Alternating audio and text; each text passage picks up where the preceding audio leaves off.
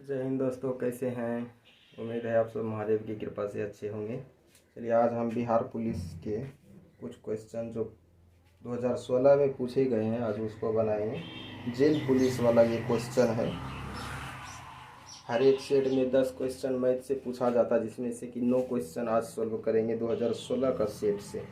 ठीक है, चलिए अच्छा लगे तो शेयर भी कर दीजिएगा, लाइक और सब्सक्राइब भी कर दीजिएगा। चलिए देखते हैं। पहला क्वेश्चन है, कहता है कि किसी गांव की 5000 लोगों की कुल आबादी में पुरुष 10% बढ़े हैं और महिला 15%। इसके एक वर्ष में कुल आबादी 5600 हो गई, तो गांव की मूलतः आबादी में महिला की आबादी क्या थी। चलिए देखते हैं। मेरा शुरुआती में कुल आबादी जो था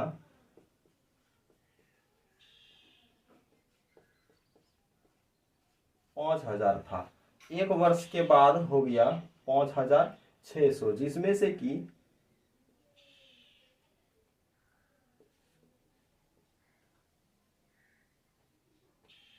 मेल जो था 10% था और फीमेल जो था 15% था। ठीक है, अब देखते हैं कि एक वर्ष के अंतराल में 600 आदमी बढ़ा है, तो इसमें 600 जो बढ़ा है तो इसमें महिला और पुरुष दोनों मिल के बढ़ा है। देख लेते हैं कि कितना प्रतिशत ये बढ़ा है।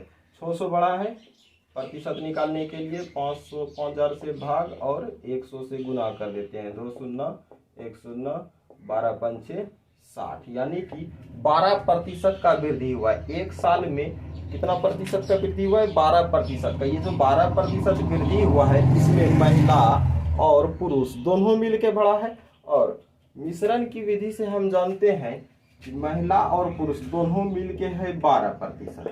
एक तरफ मेल एक तरफ फीमेल और दोनों मिल के 12%। एक्स वाला विधि से मिश्रण में आप पढ़े होंगे, नहीं पढ़ेंगे तो सीख लीजिए। मेल अलग फीमेल अलग और दोनों मिला के जो होता है उसको बीच में लिख देते हैं और इस तरह से क्रॉस करके अब दोनों तरफ घटा देते हैं। 12 में से 15 में से 12 जाए 3, 12 में से 10 जाए 2। ये जो निकल गया मेल और फीमेल का आबादी का रेशियो निकल गया। अब हमको कहता है कि महिला की आबादी क्या थी शुरुआती दौर में, तो महिला का रेशियो कितना निकला है? 2 ऊपर ले लेंगे, दोनों मिला के कितना? 5। और टोटल आबादी कितना था? 5000 शुरुआती में। काट देते हैं 1000, 2 से गुना करेंगे तो 2000 हो गया आंसर। समझ गए?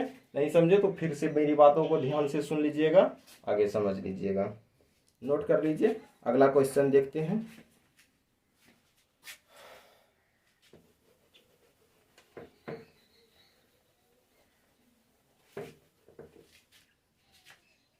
चलिए अगला क्वेश्चन कैलकुलेशन बेस्ड है,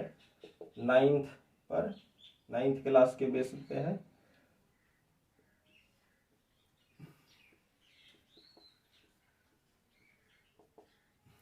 ये x का मान दिया हुआ है तो x² प्लस x माइनस 1 बराबर वाट, इसका मान निकालने का आता है। देखिए आप 9th क्लास में पढ़े होंगे हर का परिमेयकरण करना।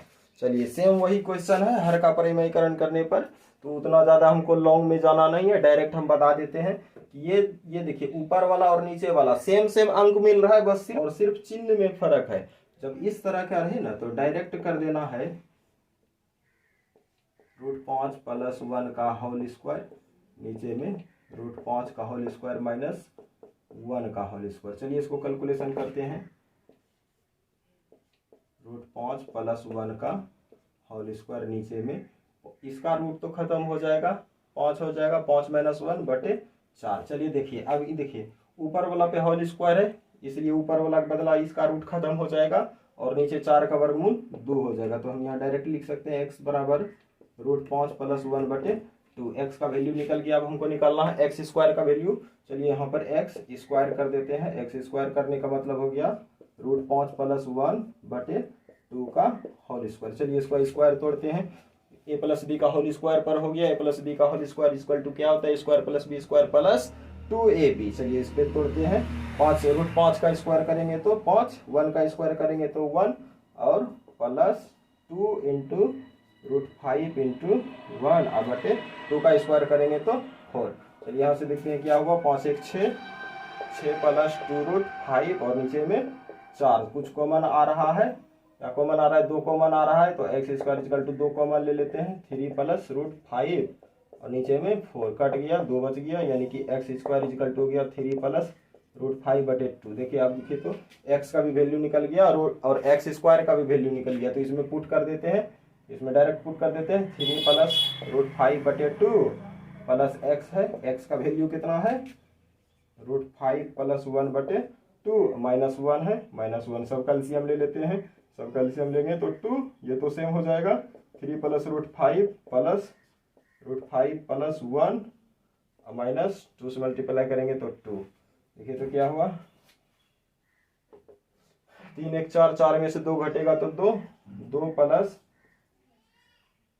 प्लस और ये √5 मिल गया 2√5/2। दोनों में से 2 कॉमन ले लेते हैं, 2 कॉमन ले लेंगे तो क्या हो जाएगा,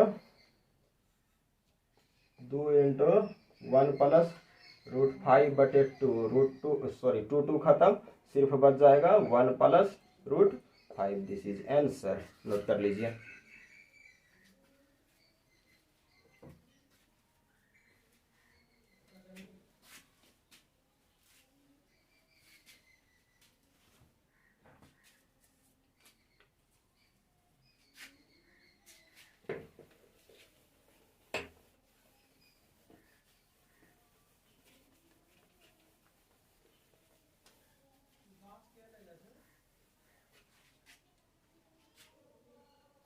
चलिए अगला क्वेश्चन है कि के किस मान के लिए समीकरण निकाय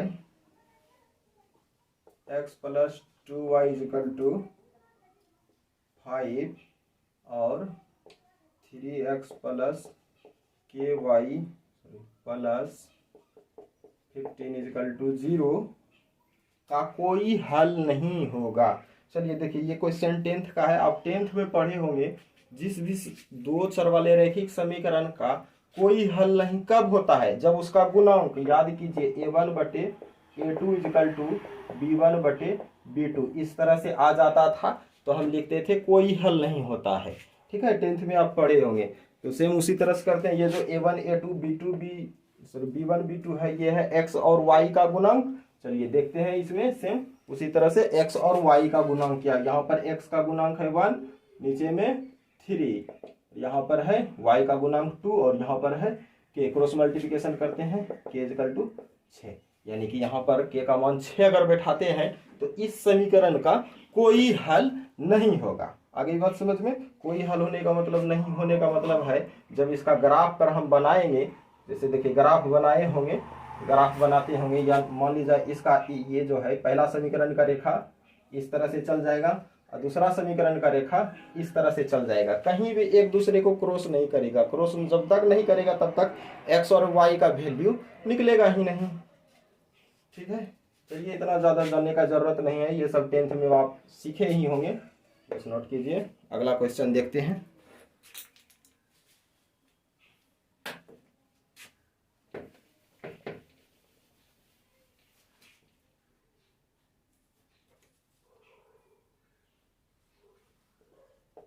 देखें अगला क्वेश्चन है, कहता यदि किसी वृत्त की त्रिज्या 10% वृद्धि की जाए तो उसका क्षेत्रफल में कितना प्रतिशत वृद्धि होगा। देखिए ये एकदम फुल्ली ट्रिकली क्वेश्चन है, अगर इसको हम है ना बेस थ्योरी पर बनाएंगे तो ये तो बहुत लंबा समय लग जाएगा, इसलिए डायरेक्ट हम ट्रिक पे बनाते हैं। देखिए 10% का वृद्धि कर रहा है, 10% की वृद्धि कर रहा है किसमें, त्रिज्या में, तो क्षेत्रफल पर क्या प्रभाव पड़ेगा। तो इसका जो ट्रिक है, 10% की वृद्धि कर रहा है, पहले से मान लेते हैं 10 और 10 का और वृद्धि कर रहा है +10 और +10 गुना 10/100, जितना वृद्धि कर रहा है वही को 2 बार गुना कर देना है ऊपर में। चलिए कैलकुलेशन करते, कैलकुलेशन के 0 0 खत्म, 10 10 20 प्लस यहाँ कुछ नहीं तो 1 20 1 21%, यानी कि क्षेत्रफल में जो वृद्धि होगा ये 21% का होगा। आगे बात समझ में, 10% की वृद्धि कर रहा है त्रिज्या में, इसीलिए देखिए यहाँ भी त्रिज्या का मान बैठाना है, यहाँ भी त्रिज्या, यहाँ भी त्रिज्या और यहाँ भी त्रिज्या, 4 जगह त्रिज्या बैठाना है। बस फर्क है कि 2 बार जोड़ का चिन्ह देना है, 1 बार गुना का चिन्ह देना, और 100 से इसमें डिवाइड कर देना है। आगे बात समझ में, नोट कीजिए। अगला क्वेश्चन देखते हैं।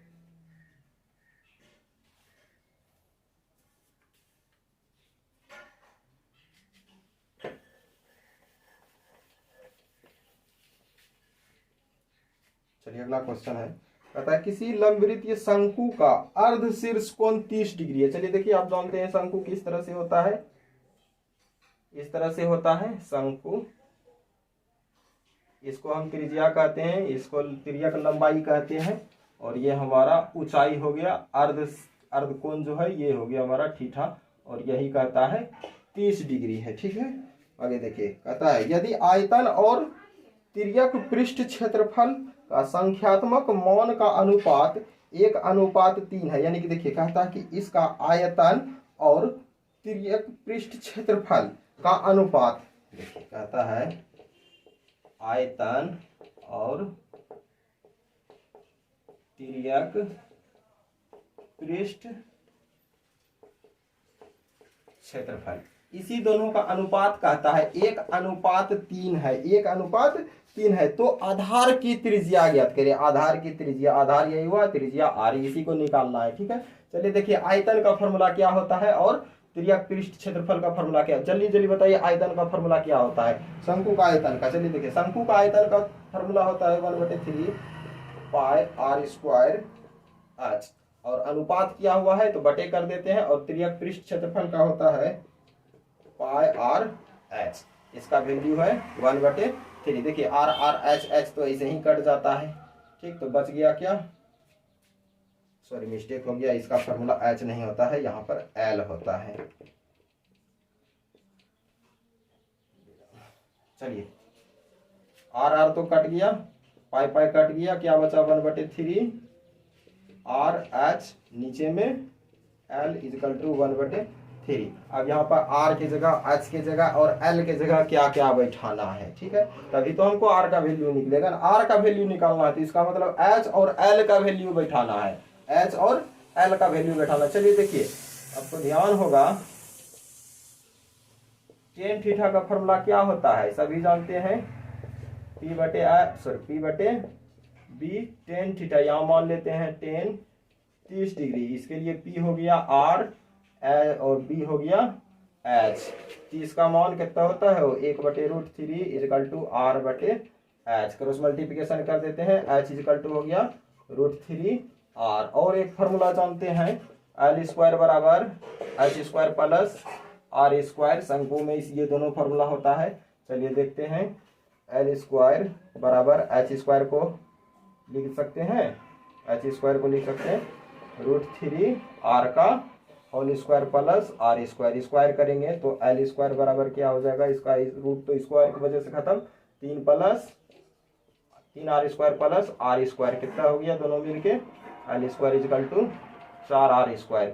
अब इसका स्क्वायर इधर भेजेंगे तो रूट हो जाएगा, L इजकल टू √4R², यानी कि L इजकल टू 2R। देखिए तो H का भी और L का भी दोनों का वैल्यू निकल गया। अब यहाँ पुट कर देते हैं H और L का वैल्यू। चलिए 1/3R इंटू H का वैल्यू कितना है, √3R, नीचे में L का वैल्यू 2R इजकल टू 1/3। देखिए तो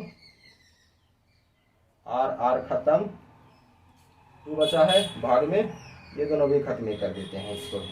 2 बचा है इधर, भाग में उधर जाके गुना में हो जाएगा, यानी कि √3R इजकल टू 2, यहाँ से हो गया R इजकल टू 2/√3। आंसर, त्रिज्या निकालने बोल रहा था, त्रिज्या निकल गया, नोट कर लीजिए।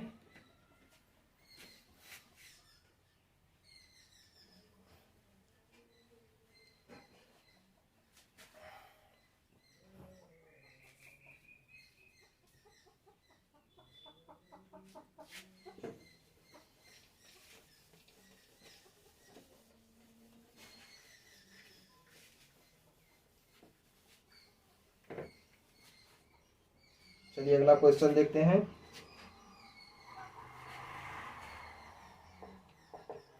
चलिए ध्यान दीजिए, कहता है यदि किसी गोलार्ध का लंबवृत्तीय यदि किसी गोलार्ध तथा लंबवृत्तीय बेलन की ऊंचाई तथा त्रिज्या क्रमशः बराबर है, यानी कि लंबवृत्त बेलन और गोलार्ध की त्रिज्या दोनों बराबर है, तो गोलार्ध तथा बेलन के आयतन का अनुपात क्या होगा? गोलार्ध और लंबवृत्त बेलन का आयतन का अनुपात क्या होगा? देखिए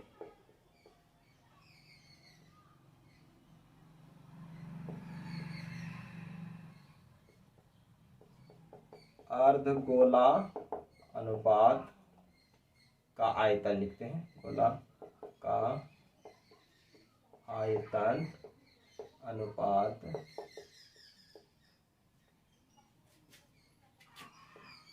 बेलन का आयतन, इसी दोनों का अनुपात का आता है। और दोनों में बोला है क्या? इसमें R इसमें H, ये दोनों बराबर है। चलिए अर्धगोला का आयतन का फॉर्मूला क्या होता है? 2/3 पाई r3। आयतन का, बेलन का आयतन का फॉर्मूला क्या होता है? पाई r² H। चलिए मान बैठाते हैं, पाई पाई तो खत्म ऐसे ही, 2/3 r³ अनुपात r² H की जगह हम r कर सकते हैं क्योंकि दोनों तो बराबर है r। अब देखिए ये दोनों r² इंटू r करेंगे तो r³ हो जाएगा, r³ खत्म, सब कट जाएगा, 2/3 अनुपात 1, तो ये हो गया 2 अनुपात 3, दोनों का अनुपात निकल गया। अर्धगोला का आयतन और बेलन, गोलार्ध का मतलब होता है अर्धगोला, अब निकल गया अर्धगोला का आयतन और बेलन का आयतन का दोनों निकल गया, हो गया आंसर, नोट कर लीजिए।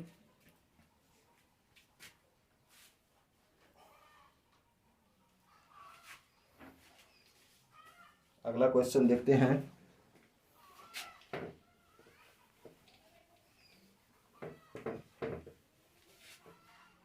चलिए ध्यान से सुनिएगा।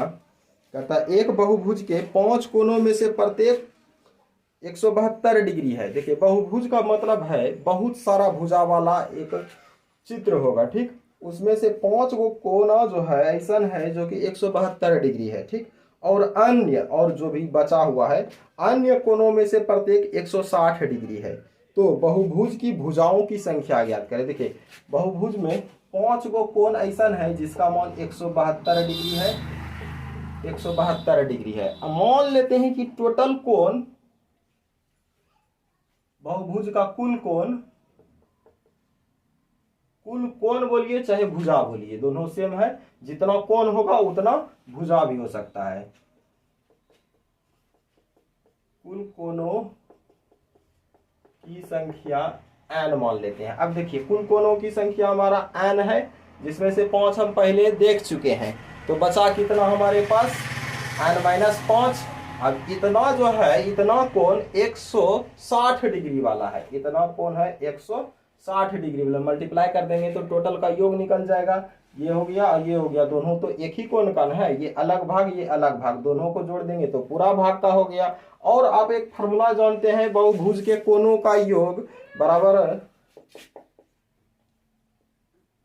बहुभुज के कोणों का योग बराबर 180 इंटू n-2 होता है। ये हो गया हमारा बहुभुज के कोणों का योग। ये भी तो हमारा बहुभुज का कोण का योग किए हुए हैं, ये अलग था ये अलग था, दोनों को जोड़ दिया तो टोटल हो गया, और ये भी टोटल का फॉर्मूला होता है, इसलिए दोनों में बराबर का चिन्ह दे देते हैं। और चलिए इसको कैलकुलेशन करते हैं। कैलकुलेशन कीजिए, 5 से मल्टीप्लाई कीजिए, 0 7 35 5 3 8 860 प्लस इसे मल्टीप्लाई करते हैं, 160 प्लस 16 पंचे 80, 180 से मल्टीप्लाई करते हैं, 180 माइनस 360। चलिए इसमें तो n देना ही भूल गए, 160 n। चलिए इसको उधर भेज देते हैं, इसको इधर लेके आ जाते हैं। ये दोनों प्लस में है, प्लस में कैसे होगा? माइनस है, यहाँ माइनस हो जाएगा। चलिए ये दोनों माइनस हो जाएगा तो हो जाएगा 60, और 360 प्लस में है, सॉरी माइनस में है, इधर आके प्लस में हो जाएगा, और इधर है 180 n, ये प्लस में है, इधर आके माइनस में हो गया 160 n। इस दोनों को जोड़ देंगे तो 420 इक्वल टू घटाएंगे 20 n इक्वल टू कर सकते हैं 420/20, कट जाएगा तो 21 बार में। अब देखिए कोणों की संख्या कितना हो गया? 21। लेकिन इसमें जो पूछ रहा है, कहता है कि भुजाओं की संख्या क्या होगी। तो एक बात बता देते हैं, जैसे देखिए ये है हमारा त्रिभुज, त्रिभुज में के कोण है? 3 कोण, भुजा के गो है 3, ये है हमारा चतुर्भुज। चतुर्भुज में के कोण है? 4 कोण। भुजा के वो है 4 कोण, यानी कि जितना कोण होता है उतना ही भुजा होता है। तो इसमें देखिए तो 21 कोण है, तो कितना भुजा हो जाएगा? 21 भुजा होगा। हो गया, तो यही आंसर। आगे बात समझ में? नोट कीजिए, नहीं समझे होंगे तो फिर से सुन लीजिएगा, फिर से सुन के उतार लीजिएगा।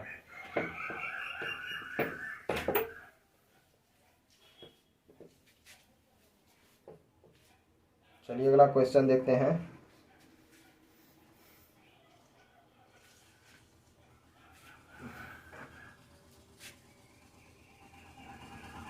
देखिए कहता है एक ठोस गोलार्ध का आयतन संख्यात्मक रूप से उसके कुल पृष्ठीय क्षेत्रफल के बराबर है, तो उसकी त्रिज्या ज्ञात करें। कहता है कि एक अर्धगोला का जो है आयतन और उसका कुल पृष्ठीय क्षेत्रफल दोनों का संख्या का मान बराबर है, यानी कि आयतन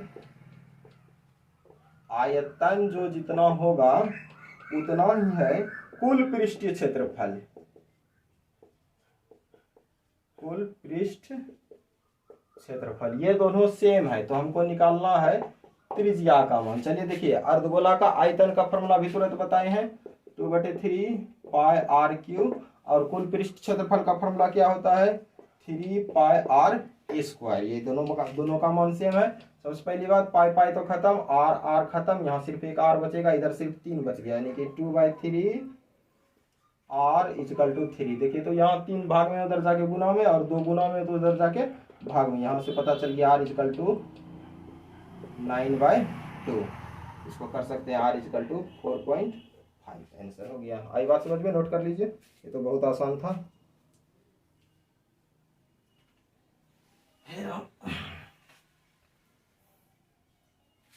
चलिए अगला क्वेश्चन देखते हैं।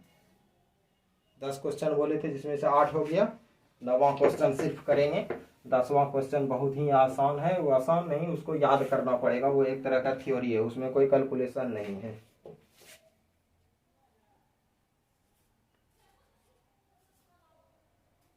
चलिए कहता है यदि x बराबर 2t और y बराबर 2t - 1/3 इतना है, तो t के किस मान के लिए x बराबर y होगा? t का मान निकालना है कि x बराबर y होगा। चलिए x और y बराबर होगा, तो इसी में डायरेक्ट मान रख देते हैं इसका। 2t बराबर 2t - 3/3। 3 मल्टीप्लाई इधर के भाग में, उधर इधर आके गुना में हो जाएगा, तो गुना करेंगे 3 गुना 6t इक्वल टू 2t - 3। इधर भेजते हैं, छोटी माइनस 2t इक्वल टू -3 घटेगा 4t इक्वल टू माइनस। ओहो, इतना बड़ा गलती। यहाँ 1 है, यहाँ 1 है, यहाँ 1 है। t equal to -1/4। t का मान निकल गया। हो गया आंसर। आई बात समझ में? नोट कर लीजिए।